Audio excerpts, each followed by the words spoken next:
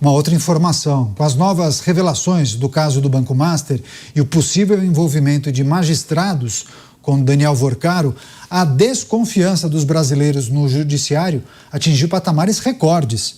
De acordo com uma pesquisa que foi feita pelo Datafolha, o índice de pessoas que não confiam na Suprema Corte chegou a 43%, a maior taxa registrada desde o início da série histórica em 2012. Já o levantamento feito pela Genial Quest mostra que quase metade dos brasileiros não confiam no STF. O estudo aponta que a maioria da população defende limites éticos na conduta dos ministros, que vão desde a participação no julgamento de causas que envolvam clientes de seus parentes terem empresas ou serem sócios, até mesmo participação por palestras. O Datafolha entrevistou mais de 2.000 pessoas de 16 anos ou mais em 137 cidades do Brasil entre os dias 3 e 5 de março.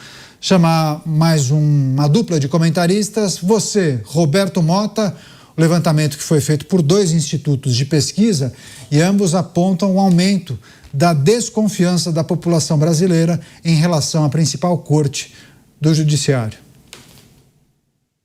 A percepção do cidadão comum é que a justiça no Brasil depende essencialmente de quem é o réu. E os fatos corroboram a percepção do cidadão. Nada é tão comum no Brasil quanto um escândalo envolvendo autoridades ou poderosos que acabam impunes, fazendo exatamente o que estavam fazendo antes. Esse absurdo, Caniato, ganhou ares de tragédia depois dos eventos do 8 de janeiro. A gente não pode esquecer disso.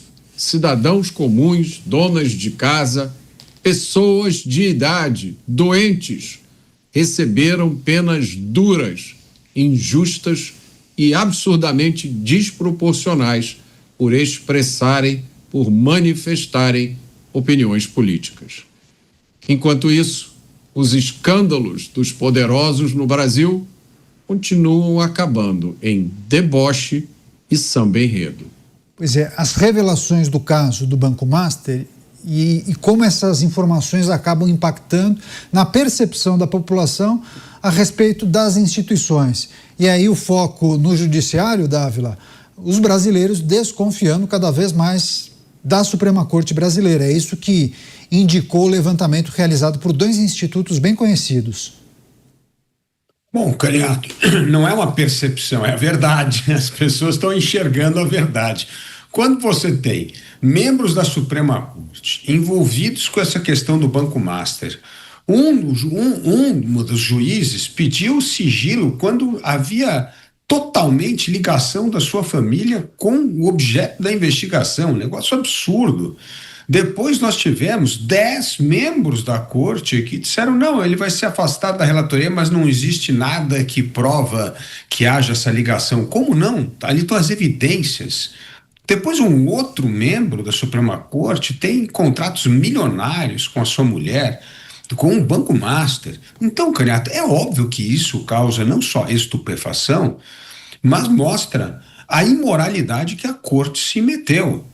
As pessoas da corte se meteram. E isso, Caniato, fere aquela imagem de probidade, aquela imagem que, de última instância que o brasileiro recorre para fazer valer a Constituição. Agora é uma avacalhação total. Então é óbvio que essa percepção negativa aparece aos olhos da população. Então daqui para frente temos que lembrar o que o Beraldo falava antes, né? A probidade dos ministros antigos que podiam sair às ruas e eram aplaudidos e até reconhecidos por sua isonomia, por sua capacidade de julgar com imparcialidade.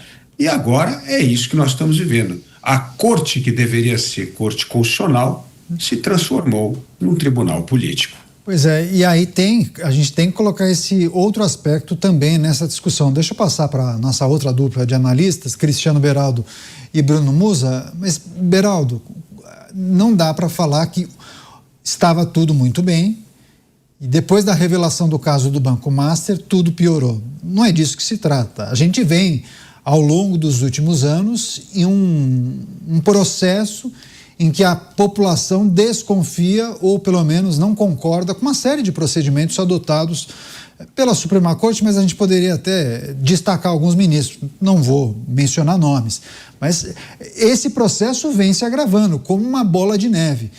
E existe para você um marco temporal? Tudo começou lá no julgamento do impeachment da Dilma. Acho que foi o Davilon Mota que comentou esse episódio. Mas há quem entenda que outros episódios podem ter apertado o botão de start desse processo de corrosão da Suprema Corte.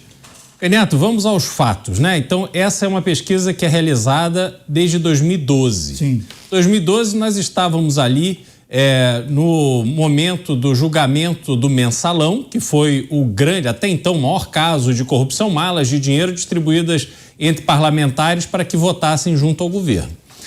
Naquele momento do Mensalão, o então presidente da Corte, Joaquim Barbosa, e eu lembrei isso aqui ontem, fez um discurso, um alerta ao povo brasileiro, em que ele chamava a atenção para a indicação de Luiz Roberto Barroso para a Corte Constitucional Brasileira, em que com ele se formava uma maioria de circunstância para colocar por terra todo o trabalho primoroso realizado pelo Supremo no julgamento do Mensalão. A partir dali, daquele final do julgamento, todos, ao longo de um curto tempo, todos aqueles condenados foram para casa e se livraram das penas que foram impostas.